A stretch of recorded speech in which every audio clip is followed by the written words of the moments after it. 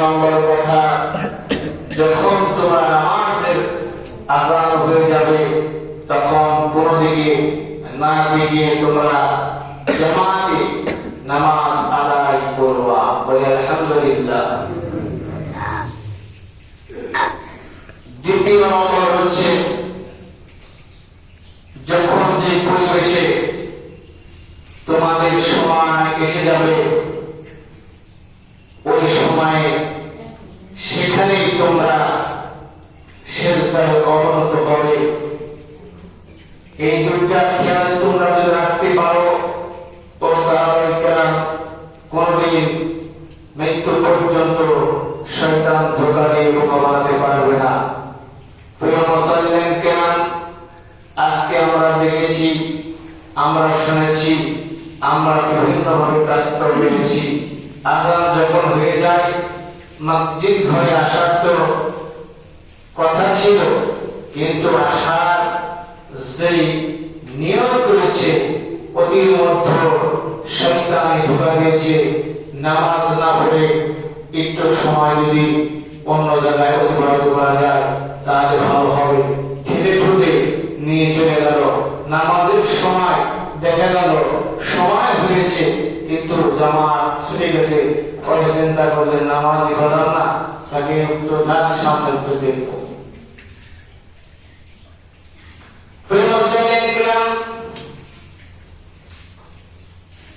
এই কথায় মহান রব্বুল আলামিন কোরআন মাজিদে বর্ণনা করেছেন, ওমা খালাকতুল জিন্না ওয়াল ইনসা ইল্লা লিয়াবুদুন।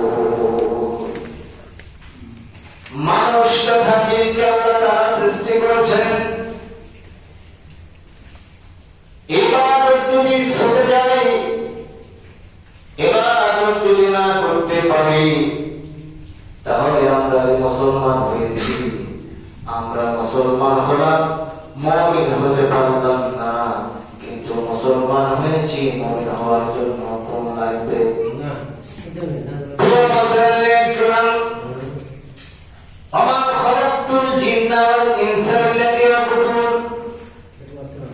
মানুষ তথা জিনকে আল্লাহ তাআলা উল্লেখ করে যখন এই সকল কথাগুলো বর্ণনা করলেন, এতে ভিতরে আমরা জিনকে দেখি নাই, জিনের অবসরগুলো আমরা পেয়েছি। অনেকে বলে জিন বলে কিছু নাই, সূরাতুল জিন নামে একটা সূরা আছে, ওমা খালাকতুল জিন্না ওয়াল ইনসা ইল্লা লিয়াবুদুন। জিন মানে আল্লাহ কোরআনে এই সূরা দিয়েছে। বলে আলহামদুলিল্লাহ। মানুষ যে আচরণ করবে,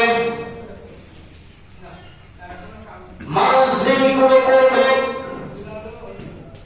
এই পূর্বে এই জিনেরা করেছিল, আল্লাহ তাআলা তাদেরকে ধ্বংস করেছিলেন। এরপর মানুষ যখন সৃষ্টি করবেন, মানুষ সৃষ্টি করার পর আল্লাহ তাআলা এই কথায় নোট করে দিলেন। আলহামদুলিল্লাহ। কারণ মানুষ মান্য করবে, মানুষ দুষ্ট হবে, মানুষ বিমানি করবে, মানুষ আল্লাহর সাথে নাফরমানি করবে। এই জন্য মহান রব্বুল আলামিন বলেছেন, যতগুলো অজুহাত তোমরা দিবা, অজুহাত দিয়ে তোমরা যদি ইবাদতে শামিল হও, আর আমার আল্লাহ বলেছেন আমার কাছে যদি তোমরা ক্ষমাপ্রার্থী হও, আমি আল্লাহ ইন্নাল্লাহা গফুরুর রহিম, আমি তোমাদেরকে ক্ষমা করে দেব। আলহামদুলিল্লাহ। আসমান এবং জমিন সম্পূর্ণ যদি তুমি পাপ করো, ও বান্দা, দুনিয়াতে এমন পাপ করেছো এই পাপের কোনো সীমা নেই, কিন্তু আমি আল্লাহ রাব্বুল আলামিন আমার কাছে যদি তুমি এই পাপের জন্য, গুনাহের জন্য যদি তওবা করো, আমি আল্লাহ ইন্নাল্লাহা গফুরুর রহিম, আমি অবশ্যই তোমাদের এই পাপ কাজ ক্ষমা করে দেব। সুবহানাল্লাহ। ক্ষমা করবেন কিভাবে? এই জন্য আল্লাহ রাব্বুল আলামিন বলছেন, সত্যি শব্দ দিয়েছেন,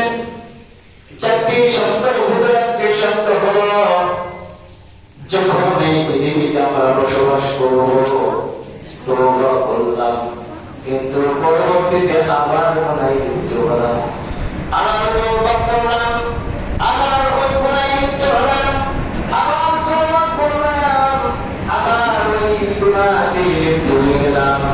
আল্লাহ বলেছেন এরকম যদি গুনাহ করো ইন্না শিরকা লাযুলমুন আযীম, তাহলে এই গুনাহটা শিরকের সমতুল্য, এই গুনাহ ক্ষমা হবে না।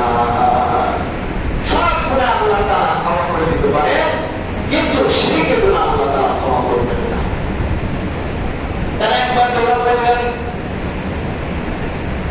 তওবা করে আবার চিন্তা করেছেন যে তওবা করছি, আল্লাহ তো মাফ করে দিয়েছে, আবার নতুন করে শুরু করি। যা ইচ্ছা তাই করবেন, আপনার দ্বারা আমার দ্বারা কি না হয়।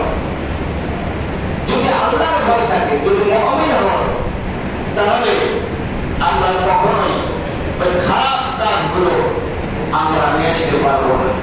যদি আসেও আমরা ব্যবহার করে চলবো, ওগুলো বাতিল করে দেবো। এই জন্যে শান্তি যে পদসূত্র আলোচনা করেছিলাম, শান্তির মধ্যে তিনটি আলোচনা করেছিলাম যে আমরা কি গুনাহ করছি, আমার মুমিন হতে পারছি না, আমার ইমানদার, আমার মুসলমান, কিন্তু মুমিন হতে পারছি, এটা আমাদের দেখতে হবে। এই জন্য আল্লাহ রাব্বুল আলামিন বলছেন ওয়াল মুমিনুনা ওয়াল মুমিনাতু বা'দুহুম আউলিয়া বা'দ ইয়া'মুরুনা বিল মা'রুফি ওয়া ইয়ানহাউনা 'আনিল মুনকার ওয়া yuqimunas salata wa yu'tuna az-zakata wa yuti'una Allaha wa rasulahu ulaika sayarhamuhumullah inna Allaha 'aziizun hakeem। Allahu akbar। আল্লাহ পাক বললেন প্রথমে এক মুমিন অপর মুমিনের সঙ্গে তার ভালো কাজ রাখতে দিবে, মন্দ কাজ থেকে দূরে রাখবে। কিন্তু আমরা বর্তমান সময়ে কি করেছি, খারাপ কাজের যত পরামর্শ বন্ধুরে দিলাম, ওই পরামর্শ অনুযায়ী ওই খারাপ কাজকে হয়ে গেল, এরপরে আবার খবর হলো খারাপ কাজ পরামর্শ করলাম। কিন্তু আল্লাহ কি বলছে, ভালো কাজে পরামর্শ দেওয়ার জন্য, ভালো কাজ কি করার জন্য আল্লাহ তাআলা নির্দেশ করেছেন। কিন্তু যখন খারাপ কাজ আছে, খারাপ কাজ বলতে বলতে অনেক সূত্র রয়েছে। এর মধ্যে আমি যে 4 নম্বর কথা বলছিলাম সেটা হলো সর্বোচ্চ আমরা যে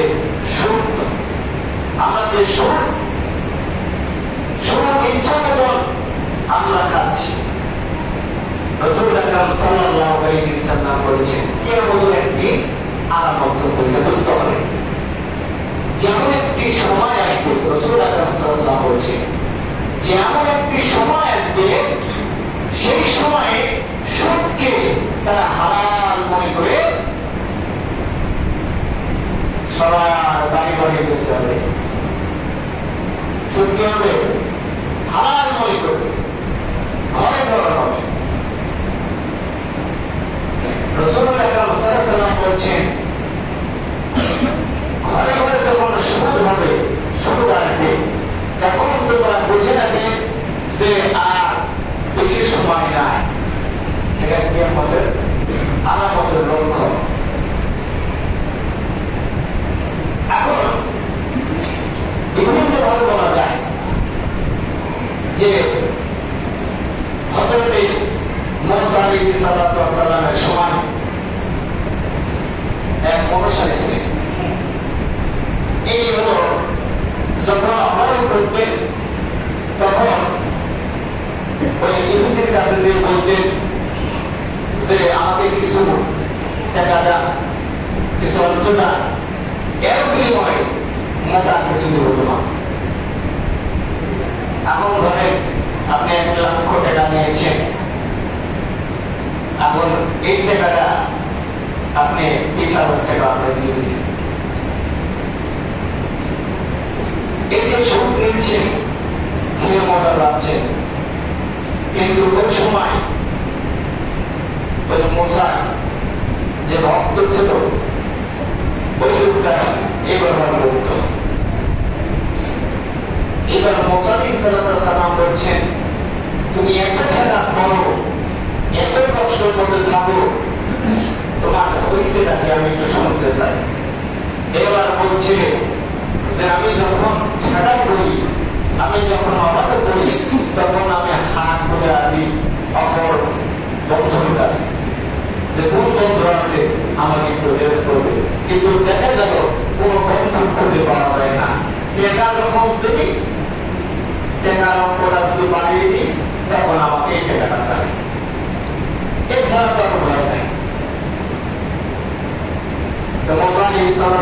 বললেন, তুমি যেটা করছো, যেটা নিচ্ছ, এটা সব আল্লাহ তাআলা খারাপ হয়ে, তুমি যে হাতে নিচ্ছ ওই হাতটা কালকের মধ্যে দিন সাক্ষী দেবে, সেই দিন কিভাবে তুমি পার করো।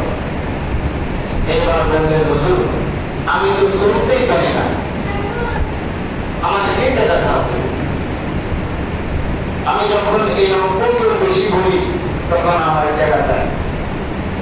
এবার মুহাম্মদ সাল্লাল্লাহু আলাইহি ওয়াসাল্লাম বলেন, যাও তুমি তওবা করো, এরপর থেকে তোমার কোনোদিন অভাব হবে না। বলে আলহামদুলিল্লাহ। এবার তওবা করলেন। এবার বিভিন্ন ভাবে আল্লাহ তাআলা তাকে রিজিক দিতে শুরু করলেন। অভাব অনটন, দুশ্চিন্তা, হতাশাগ্রস্ত সকল কিছু আল্লাহ তাআলা উঠিয়ে দিলেন, তাকে রিজিক দিয়ে পরিপূর্ণ করে দিলেন। বলে আলহামদুলিল্লাহ।